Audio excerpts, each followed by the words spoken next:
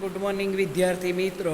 આપણે ગયા સેશનમાં ભારતમાં કૃષિ ક્ષેત્રની વર્તમાન સ્થિતિ એટલે કે રાષ્ટ્રીય આવકમાં ફાળો, રોજગારી, નિકાસ આવકમાં ફાળો, જીવન ધોરણ અને ઔદ્યોગિક વિકાસનો પાયો છે એ બાબતો તમને સમજાવી ગઈ હતી. આગળ હવે આપણે લઈએ નીચી ખેત ઉત્પાદકતાના કારણો. આ બોર્ડમાં પૂછાય કે ભારત ખેતી પ્રધાન દેશ છે છતાં ખેત ઉત્પાદકતા કેમ નીચી છે? તો દેશમાં ખેતી સંલગ્ન ઘણી સમસ્યાઓ પ્રવર્તે છે, જે પૈકીની એક મોટી સમસ્યા છે નીચી ખેત ઉત્પાદકતા. ખેત ઉત્પાદકતા વાસ્તવમાં પ્રતિ હેક્ટર થતા ઉત્પાદન અથવા હેક્ટર દીઠ થતી આવકના સંદર્ભમાં માપવામાં આવે છે, જે વિશ્વના સ્તરો કરતાં ખૂબ જ નીચી જોવા મળે છે. જે માટેના મૂળભૂત કારણો આપણે લઈએ તો સંસ્થાકીય પરિબળો, ટેકનોલોજીકલ પરિબળો અને અન્ય પરિબળો. તો પહેલાં આપણે લઈશું સંસ્થાકીય પરિબળો. તો ખેત ઉત્પાદકતા નીચી હોવાના કારણોમાં સંસ્થાકીય પરિબળો કયા? તો ભારતના ખેડૂતો કે જે સંસ્થાકીય માળખામાં રહીને ખેતી કરે છે તેને અસર કરતા ભૌતિક, સામાજિક, આર્થિક અને કાયદાકીય પરિબળોને સંસ્થાકીય પરિબળો કહેવામાં આવે છે. સંસ્થાકીય પરિબળો એટલે શું? કે ભારતીય ખેડૂતો સંસ્થાકીય માળખામાં રહીને ખેતી કરે છે તેને અસર કરતા ભૌતિક, સામાજિક અને આર્થિક અને કાયદાકીય પરિબળોને સંસ્થાકીય પરિબળો કહીશું. કે આ બધા પરિબળો ઉત્પાદકતાને અસર કરે છે. તો ભારતમાં આવા પરિબળો ખેતી માટે અવરોધરૂપ હોય, ખેતીનો વિકાસ સતત ઓછો અથવા નિમ્ન સ્તરનો રહ્યો છે, જેથી ખેતીની નીચી ઉત્પાદકતા જોવા મળે છે. આ સંસ્થાકીય પરિબળોમાં અંગ્રેજોએ દાખલ કરેલ જમીન મહેસૂલ ઉઘરાવવાની જમીનદારી પ્રથા, માલવારી પ્રથા, રૈયતવારી પ્રથા, આ બધી પ્રથાઓ અંગ્રેજો નાખી ગયા છે. ખેત ધિરાણની સવલતો, ખેત પેદાશોની વેચાણ વ્યવસ્થા, વાહન વ્યવહારની સવલતો, જમીન માલિકીની પ્રથા વગેરે આ સંસ્થાકીય પરિબળો છે જે અવરોધક બને છે અને નકારાત્મક રહેવાને કારણે ભારતમાં ખેતી ક્ષેત્રે નીચી ખેત ઉત્પાદકતા જોવા મળે છે. કે ભાઈ ઉત્પાદન થયું હોય પણ વેચાણ વ્યવસ્થા જ ન હોય, ખેડૂતો ઉત્પાદન કરેલી ચીજ વસ્તુ પડેલી હોય ખેતરમાં અને એ લોકોને વાહન વ્યવહારની સવલત ન હોય. પછી આ કેટલીક એવી પ્રથા કે ખેડૂતો પોતાનું ઉત્પાદન મહેનતથી આખું વરસ કરે અને જમીનદારો જ મહેસૂલ તરીકે, સાંત ભાડા તરીકે ઉઘરાવી લે. તો આ બધી પ્રથાઓ આ સંસ્થાકીય પરિબળોમાં આવે. બરાબર. આગળ લઈએ જમીન મહેસૂલ ઉઘરાવવાની પ્રથા. ભારત દેશ આઝાદ થયો. આ સંસ્થાકીય પરિબળોની અંદર આપણે લઈશું આ પહેલું, જમીન મહેસૂલ ઉઘરાવવાની પ્રથા. ભારત દેશ આઝાદ થયો ત્યારે દેશમાં જમીન મહેસૂલ ઉઘરાવવાની 3 પ્રથાઓ પ્રચલિત હતી: જમીનદારી પ્રથા, માલવારી પ્રથા અને રૈયતવારી પ્રથા. આ પ્રથાઓમાં જમીન પર ખેતી ગણોત્યા તરીકે જમીન વિહોણા ખેત મજૂરો દ્વારા કરવામાં આવતી. કઈ પ્રથામાં? આ માલવારી, રૈયતવારી અને જમીનદારી પ્રથાઓમાં. કે જેની પાસે જમીન ન હોય, બરાબર, એક મજૂરિયા તરીકે આવા જમીનદારો પાસે જઈને જમીન લઈને જમીન વિહોણા ખેત મજૂરો એક મજૂર તરીકે કામ કરે, ખેત મજૂર તરીકે. આ દરેક પ્રથાઓમાં માત્ર જમીન પરનું ભાડું એટલે કે મહેસૂલ, એને સાંત તરીકે પણ ઓળખવામાં આવે છે, એ ઉઘરાવવાની જુદી જુદી પદ્ધતિઓ ઉપયોગમાં કરવામાં આવતી.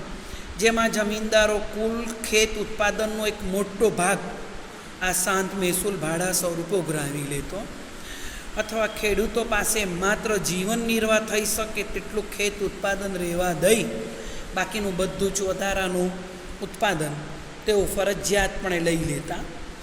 જેના કારણે ખેતી કરતા વર્ગને ખેત ઉત્પાદન વધારવામાં રસ ન રહેતો, ન જ રહીને મહેનત પોતે કરે અને ઉત્પાદન આ લોકો જમીન માલિકો લઈ લે. તેઓ ખેતી ક્ષેત્રમાં ઉત્પાદન વધે તેવા નવા પ્રકારો અજમાવવા તૈયાર ન હતા. આ શા માટે કરે? કેમ કે એ પોતે મહેનત કરે એના મહેસૂલ તરીકે ઉઘરાવી લે, જેથી ખેત ક્ષેત્રનું ઉત્પાદનનું પ્રમાણ લગભગ સ્થિર રહેવા પામતું. આમ કૃષિ ક્ષેત્રનું ઉત્પાદન દેશની જરૂરિયાત અને ખેતી કરતા વર્ગની જરૂરિયાત અનુસાર વધારો પ્રાપ્ત કરતું ન હતું. આઝાદી પૂર્વે ખેડે તેની જમીનના કાયદા હેઠળ ખેડ હકની સલામતી અને શાંત એટલે કે ભાડા નિયમન અંગેના કાયદાઓ પસાર કરવામાં આવ્યા. આ કાયદાઓને સંપૂર્ણપણે અમલ ન થતાં ફક્ત કાયદાઓ કાગળ ઉપર હજુ પણ ખેડૂતોને શોષણ મુક્ત આપણે કરી શક્યા નથી. સરવાળે નીચી ખેત ઉત્પાદકતાનો આ એક વિકટ પ્રશ્ન કહેવાય, જમીન મહેસૂલ પ્રથા. તો વિદ્યાર્થી મિત્રો, સંસ્થાકીય પરિબળોમાં આ પહેલું જમીન મહેસૂલ પ્રથા. બરાબર. આગળ લઈએ તો ખેત ધિરાણ. ભારતમાં મોટાભાગના ખેડૂતો ગરીબીનો સામનો કરતા જોવા મળે છે, જેને દરેક પાક અગાઉ ખેત ધિરાણની આવશ્યકતા રહે. બરાબર. કેમ કે ખેત ધિરાણ દ્વારા તેઓ બિયારણ, ખાતર, જંતુનાશક દવાઓ વગેરે ખરીદી કરી શકે. એટલે કે આ બધા કૃષિ નિક્ષેપો કહેવાય, બિયારણ, ખાતર, જંતુનાશક દવાઓ. અને એ માટે એ લોકોને પૈસા જોઈએ, અને ન હોય તો એ ધિરાણ માંગે. અને ઉત્પાદન પ્રક્રિયા ત્યારે જ શક્ય બને કે આ બધી વસ્તુ હોય. તો આઝાદી સમયથી ખેત ધિરાણમાં ખાનગી નાણાં ધિરાણની જ મોટી ભૂમિકા હતી. ભારતમાં 1951માં અંદાજે 71.6% ખેત ધિરાણમાં નાણાં ધિરાણનો વ્યવસાય કરતા લોકો દ્વારા જ કરવામાં આવતું. તેથી ધિરાણ ઉપર તેઓ ખૂબ ઊંચો વ્યાજનો દર વસૂલતા અને કેટલીક વાર હિસાબમાં ગરબડ કરતા અને ખેડૂતોને છેતરતા. અને કેટલીક વાર તો એવી ગરબડ કરતા કે ખેડૂતો પાસે, બિચારા પાસે પૂરેપૂરું જે જમીન હોય કે જે ઉત્પાદન એ બધું બી લઈ લેતા. આઝાદી પછી સરકારે રાષ્ટ્રીય સ્તરે બેન્કોનું વિસ્તરણ કરતાં, આઝાદી પછી એટલે કે રાષ્ટ્રીય સ્તરે બેન્કોનું વિસ્તરણ કરતાં નાણાં ધિરાણનો વ્યવસાય કરતા જે અસંગઠિત ક્ષેત્ર હતા એનું પ્રમાણ ઘટ્યું. બરાબર. જમીનદારો નાણાં ઉધીરે, સગાવાલા આપે અને વ્યાજનો દર ઊંચો લે, તે અસંગઠિત ક્ષેત્ર. સરકારે 1975થી પ્રાદેશિક ગ્રામીણ બેન્કોનું અને 1982થી નાબાર્ડનું ફૂલ ફોર્મ બોર્ડમાં કાયમ પૂછાય છે, national bank four agriculture and rural development, જેની સ્થાપના 1982માં થઈ. આ સંસ્થાકીય ખેત ધિરાણનો વ્યાપ વધારવા માટે આ બેંકની સ્થાપના કરવામાં આવી. તેમજ સઘન પ્રયાસોને કારણે વર્તમાન સમયમાં નાણાં ધિરાણનો વ્યવસાય કરતા લોકો દ્વારા માત્ર 27% ખેત ધિરાણ પૂરું પાડવામાં આવે છે. આગળ આપણે જોઈ ગયા કે એ લોકોનું પ્રમાણ 71.6% હતું. એ પછી આ બેન્કોની સ્થાપના પછી ઘટીને 27% જેવું થયું નાણાં ધિરાણનો વ્યવસાય કરતા લોકોનું પ્રમાણ. જ્યારે બાકીનું મોટાભાગનું ખેત ધિરાણ હવે વિભિન્ન સંસ્થાઓ દ્વારા પૂરું પાડવામાં આવે છે.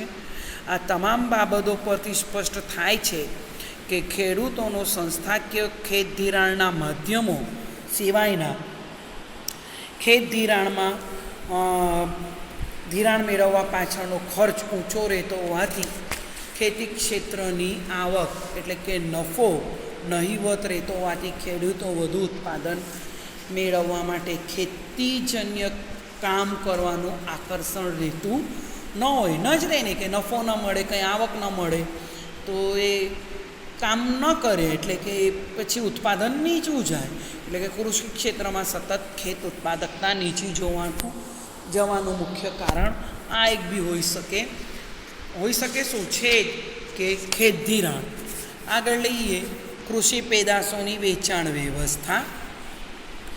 કે ભારતમાં નબળા પાયાના માળખા એટલે કે ઇન્ફ્રાસ્ટ્રક્ચર જે છે એ અંતરિયાળ ગ્રામ્ય વિસ્તારોને અને ખેત બજારોને જોડતા યોગ્ય રોડ, રસ્તા કે વાહન વ્યવહારની સગવડ નથી.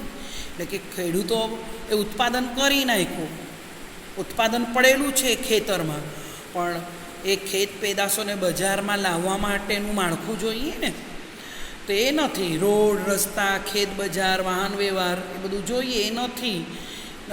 ખેત ઉત્પાદન પછી તરતના બજાર ભાવ, મોસમના અંતે મળતા ભાવ વચ્ચે મોટો તફાવત જોવા મળે.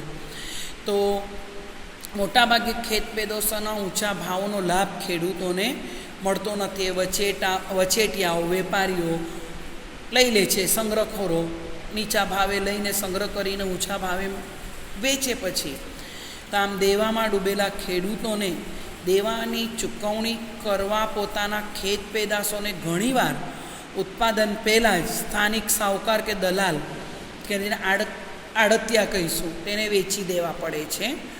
તો ખેડૂતો ઓછા માહિતગાર હોવાથી બજાર ભાવથી, એ લોકોને જાણકારી ન હોય બજાર ભાવની, તો આમ બજારમાં વેચાણની પદ્ધતિની બી જાણકાર ન હોય, ભાવોની જાણકાર નહીં હોય, તો એ લોકોને સારું વળતર મળતું નથી અને તેઓ નિરાશાવાદી બને છે. આગળ લઈએ આપણે સંસ્થાકીય પરિબળની અંદર છેલ્લું ગ્રામીણ સમાજ વ્યવસ્થા. તો ભારતમાં ખેડૂતો મોટા પ્રમાણે પારબંધવાદી એટલે કે મહેનત પર માનનારા, અપૂરતી માહિતી ધરાવે, શિક્ષણનું ઓછું પ્રમાણ હોય, જૂનવણી પરંપરાઓ કે ભાઈ જેટલું નસીબમાં હશે એટલું મળશે, અને એવી વ્યવસ્થાઓ હોય કે એ લોકો કંઈ નવીનીકરણ તરફ જ જતા નથી. તો આવી બધી મૂળભૂત રીતે પારબંધવાદી હોય, ઈશ્વરે આપેલી સમસ્યાઓ અથવા અભાવપણાને સ્વીકારી લે છે, જેથી તેઓ પોતાના જીવન નિર્વાહ પૂરતી ખેતી કરીને સંતોષિત થાય છે. તેઓમાં આર્થિક વિકાસ કરવા, ખેતીનો વિકાસ થાય, આવકમાં વૃદ્ધિ થાય એવી પ્રેરણાઓ એટલે કે અભિલાષાઓ ત્યાં નથી. અને ગ્રામ્ય અર્થતંત્રનું કેન્દ્ર એવું કૃષિ નીચી ઉત્પાદકતા ધરાવે છે. તો વિદ્યાર્થી મિત્રો, આ એક તમારું ક્વેશ્ચન પૂરું થયું. આ બરાબર યાદ રાખવાનું, 5 માર્કમાં પૂછાય. સંસ્થાકીય પરિબળો કેવી રીતે ખેત ઉત્પાદકતા નીચેના કારણોમાં આવે, તો પહેલું જમીન મહેસૂલ ઉઘરાવવાની પ્રથા, બીજું ખેત ધિરાણ, ત્રીજું કૃષિ પેદાશોની વેચાણ વ્યવસ્થા, ચોથું ગ્રામીણ સમાજ વ્યવસ્થા. ટેકનોલોજીકલ કારણો આપણે આવનારા સેશનમાં લઈ લઈશું, ટેકનોલોજીકલ પરિબળો અને અન્ય પરિબળો. ત્યાં સુધી થેન્ક યુ.